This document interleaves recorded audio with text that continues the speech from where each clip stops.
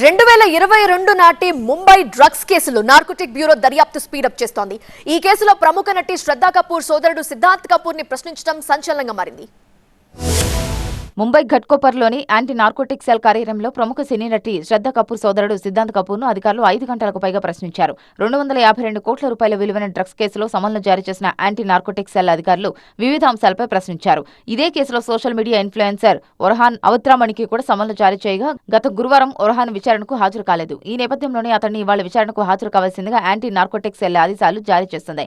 Drugs కేసులో కీలక నిందితుడు మహమ్మద్ సలీం, మహమ్మద్ సుహైల్ షేక్, సిద్ధార్థ్ కపూర్, ఒర్హాన్ పేర్లు వెల్లడించడంతో ఈ మేరకు అధికారులు ఇద్దరికి సమన్లు జారీ చేసి విచారణకు హాజరు కావాల్సిందిగా ఆదేశించారు.